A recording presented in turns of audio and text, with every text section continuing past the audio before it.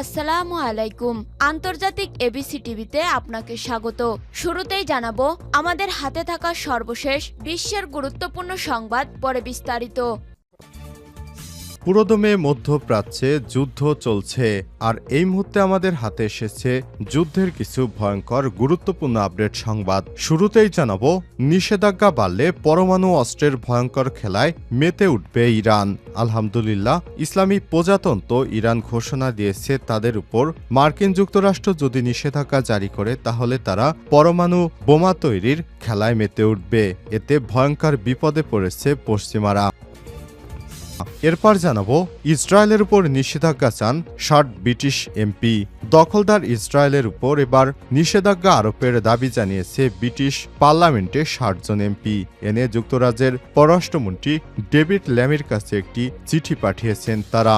এতে বারবার নেতানিয়াহু সরকার যে আন্তর্জাতিক আইন লঙ্ঘন করেছে এ ব্যাপারে তারা একমত হয়েছেন। কঠিন বিপদে পড়তে চলেছে নেতানিয়াহু সরকার। এদিকে যুদ্ধবিরতি বাস্তবায়নে সেনাবাহিনীর সঙ্গে সমন্বয়ের অঙ্গীকার হিজবুল্লাহ প্রধানের। ইসরায়েলের সঙ্গে যুদ্ধবিরতি চুক্তি বাস্তবায়নে লেবাননের সেনাবাহিনীর সঙ্গে ঘনিষ্ঠভাবে সমন্বয় করবেন বলে জানালেন প্রতিরোধ যোদ্ধা হিজবুল্লাহর প্রধান নাইম কাসেম। আজ তিনি এই অঙ্গীকার ব্যক্ত করেছেন, খবর রয়টার্সের।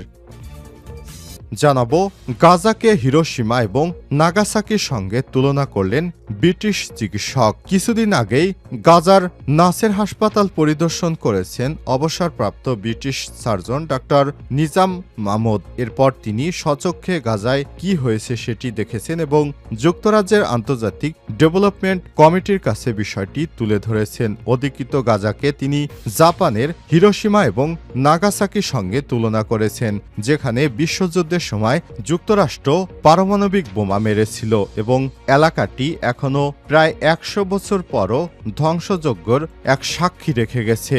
তারই সঙ্গে তুলনা করেছেন গাজাকে, কারণ গাজার অবস্থাও দখলদার ইসরায়েলি বাহিনী সেভাবে ধ্বংস করে দিয়েছে। গাজায় এমন নির্মমতা যেভাবে চালিয়েছে ইহুদিরা, সেটি পৃথিবীতে এত ভয়ানক বিপর্যয়, মানবসৃষ্ট বিপর্যয় কোথাও ঘটেনি। সেটি হিরোশিমায় যে পারমাণবিক বোমা ফেলেছিল তার থেকেও ভয়ঙ্কর। এবং সর্বশেষ জানাবো শুক্রবার গাজায় রাতভর ইসরায়েলি হামলায় নিহত ৪০। মিশরে অবশেষে শুরু হচ্ছে যুদ্ধবিরতির আলোচনা। গাজা উপত্যকায় শুক্রবার রাতভর ইসরায়েলি বিমান হামলায় অন্তত ৪০ জন ফিলিস্তিনি নিহত হয়েছেন। ইন্না লিল্লাহি ওয়া ইন্না ইলাইহি রাজিউন।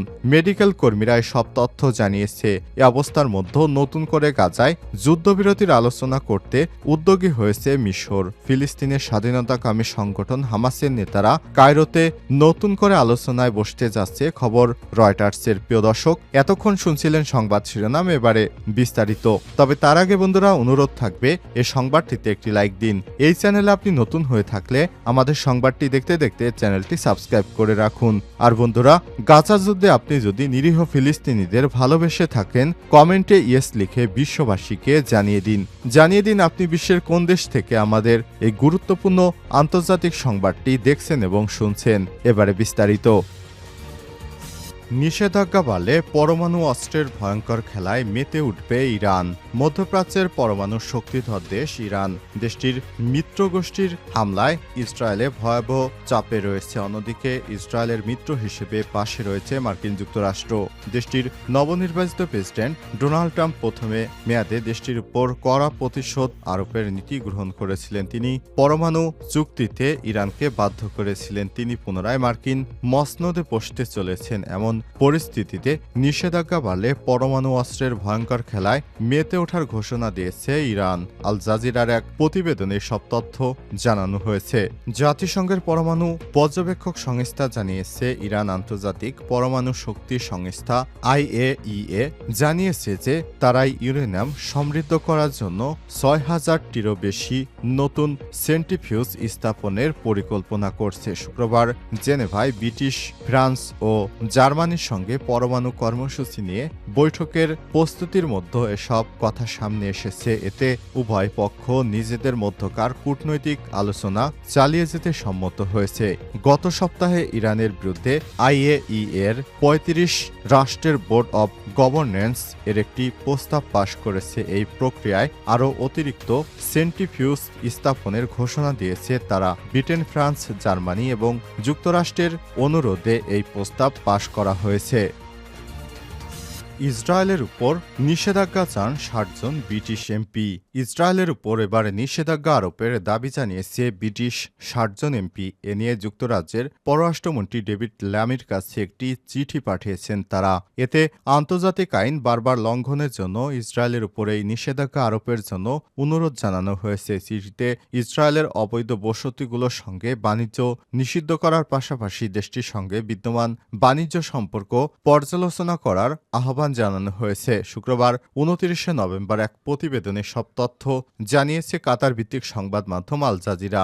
গতরাতে ব্রিটিশ এমপি রিচার্ড বার্গন এবং ইমরান হুসাইনের উদ্যোগে চিঠিটি পাঠানো হয়েছে। চিঠিতে গত জুলাই মাসে আন্তর্জাতিক আদালত ICJ একটি মতামত উল্লেখ করা হয়েছে। সেখানে ফিলিস্তিনি ভূখণ্ডে ইসরায়েলের দখলকে বেআইনি ঘোষণা করে যত দ্রুত সম্ভব এ সংঘাত শেষ করার আহ্বান জানানো হয়েছে। চিঠিতে বলা হয়েছে, আদালত দেখেছে যে যুক্তরাজ্য সহ সব রাষ্ট্রের বাধ্যবাধকতা রয়েছে যে তারা অধিকৃত ফিলিস্তিনি ভূখণ্ডে ইসরায়েলের বেআইনি উপস্থিতির ফলে তৈরি উদ্ভূত পরিস্থিতিকে আইন হিসেবে স্বীকৃত না দেয়া এবং এই সংঘাত টিকে রাখতে কোনো সাহায্য বা সহায়তা না দেয়া এবং সংসদ সদস্যরা যুক্তরাজ্য সরকারকে ইসরায়েলের উপর নিষেধাজ্ঞা আরোপ এবং ICJ এর রায় বাস্তবায়নের জন্য প্রয়োজনীয় পদক্ষেপ নেওয়ার আহ্বান জানিয়েছে। যুদ্ধবিরতি বাস্তবায়নে সেনাবাহিনীর সঙ্গে সমন্বয়ের অঙ্গীকার হিজবুল্লাহ প্রধানের। ইসরায়েলের সঙ্গে যুদ্ধবিরতি চুক্তি বাস্তবায়নে লেবাননের সেনাবাহিনীর সঙ্গে ঘনিষ্ঠভাবে সমন্বয় করবেন বলে জানিয়েছে প্রতিরোধ যোদ্ধা হিজবুল্লাহ প্রধান নাইম কাসেম। আজ তিনি এই অঙ্গীকার পুনর্ব্যক্ত করেন খবর রয়টার্সের। গত বুধবার ইসরায়েল ও হিজবুল্লাহর মধ্যে যুদ্ধবিরতি চুক্তি কার্যকর হয়। ১ বছরের বেশি সময় ধরে চলতি হিজবুল্লাহ এবং ইসরায়েলের মধ্যে সংঘর্ষে লেবাননের বিস্তীর্ণ এলাকা ধ্বংসপ্রাপ্ত হয়। ৪,০০০ মানুষ প্রাণ হারিয়েছে। নিহতদের মধ্যে শত শত নারী এবং শিশু রয়েছে। এই যুদ্ধবিরতি চুক্তি কার্যকর হওয়ার পর শুক্রবার প্রথমবারের মতো ভাষণ দেন হিজবুল্লাহ প্রধান। কাসেম বলেন, যুদ্ধের সময় হিজবুল্লাহ শক্তিশালী অবস্থায় ছিল। আমাদের আত্মরক্ষার অধিকার নিয়ে মাথা উঁচু করে এই চুক্তি অনুমোদন করা হয়েছে। যুদ্ধবিরতির শর্ত অনুযায়ী হিজবুল্লাহ নিতানি নদীর দক্ষিণ অঞ্চল থেকে সরে আসবে।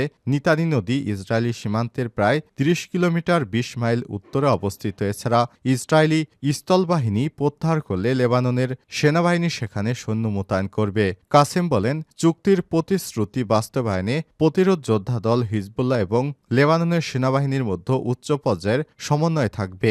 লেবাননের সেনাবাহিনী ইতিমধ্যে দক্ষিণ অঞ্চলে অতিরিক্ত সৈন্য পাঠিয়েছে। তবে লেবানন মন্ত্রিসভায় উত্থাপনের জন্য একটি বিশদ সেনা মোতায়েনের পরিকল্পনা প্রস্তুত করছে তারা। তবে এই প্রচেষ্টা বাস্তবায়নে লেবাননের সেনাবাহিনীর জন্য জটিল হয়ে পড়েছে, কারণ ইসরায়েলি বাহিনী এখনও লেবাননের ভূখণ্ডে অবস্থান করছে এবং চুক্তি অনুসারে তারা সম্পূর্ণ প্রত্যাহারের জন্য ৬০ দিন সময় পাবেন। এই ৬০ দিনের মধ্যে আর ইসরায়েল সেখান থেকে সরছে না।